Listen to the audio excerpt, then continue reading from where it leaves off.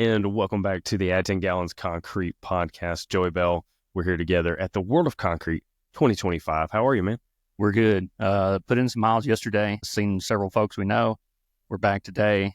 Going to put in probably several miles today and talk to more folks more folks that we know, and we're going to have them on the pod. So we'll knock out a few interviews this afternoon. The great thing about World of Concrete is how gigantic World of Concrete is. The bad thing is you wear out the soles of your shoes literally. This morning when I went to put my shoes back on, I had the soles of them had peeled apart. I had to sort of take a look. Maybe I'm just wearing cheap shoes. Don't judge me. You're judging me right now. I'm judging you a little bit because you wore dress shoes. They're padded. They have extra padding just like yours. What are you talking about? Correct. Well, mine come from a company that makes nurses' shoes. Admittedly, they're Danskos, but they're very comfortable and they're great for walking, which is why nurses wear that brand. But yeah, when you come to World of Concrete, and if you want to see a bunch of stuff, you better put the miles in, and you also better have some good walking shoes. And walking on concrete and sidewalks, walking across the roads, anywhere around Las Vegas, there aren't any soft surfaces.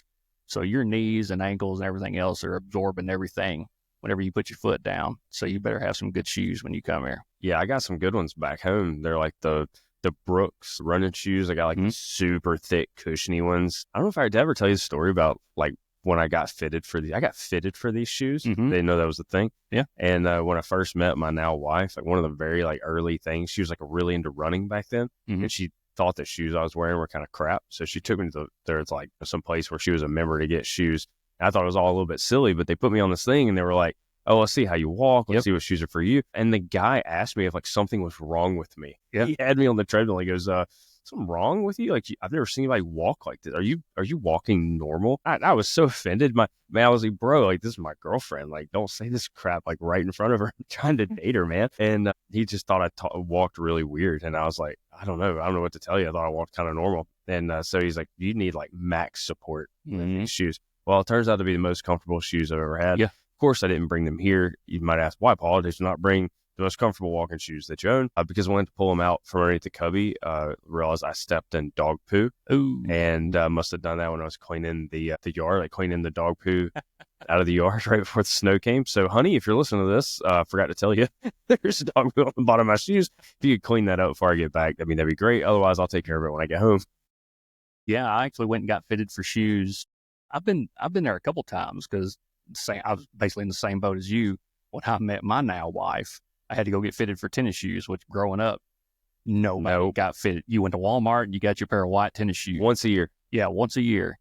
And your old tennis shoes from the previous year became your play shoes. So I had zero idea about getting fitted, but it does make a difference. I think we went to Fleet Feet or something like that. Yeah, we went to one of the, same kind of thing. I can't remember the name of those. It might be the same thing. Yeah.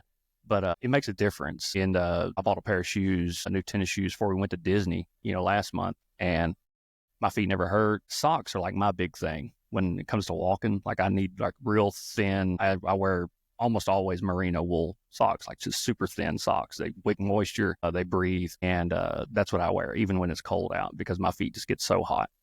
And so socks and good footwear. And this, I tell my wife this whenever we go to conferences, especially World of Concrete, and we do a lot of walking, 7 or 8 miles. I think that's pretty average, maybe even below average for a day of World of Concrete. And the walking around I do here is harder on my knees and stuff than when I go hunting. When I go, especially if I go out west, we can cover 10 or 12 miles in a day, up and down hills, but it's across ground. And so you're tired, but my feet don't hurt near as bad. My knees don't hurt near as bad when I go out there and I'm walking around on the ground. When I come to World of Concrete, put 7 miles on concrete, no pun intended, they hurt or they're tired. Yeah, dogs are barking, as they say. They are barking. They're howling. But yeah, we got some good stuff coming down the line here this afternoon. We're going to knock out some interviews, some familiar faces, because as we've done the podcast and as we've grown. And every time we go to a convention, we see a lot of familiar faces.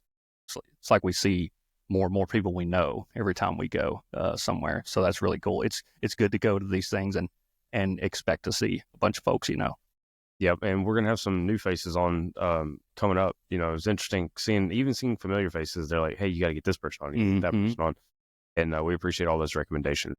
Don't ever forget, if you're a lover of the show, you're a fan, if you want to come on, or you know anybody that you would like to have come on that you think we should be talking to, that more people should hear from, don't ever hesitate to reach out to us and let us know. You can find us on LinkedIn at the Add 10 Gallons Concrete show page on LinkedIn. That was a very popular spot. You could also contact Joey and I directly on there, or on the Instagram channels and Facebook channels. We're monitoring those, so anytime you reach out, we'll see it. So please don't hesitate to message us. Yep. We'll get back to you as quick as we can, and y'all stay tuned. We got more coming from the World of Concrete 2025.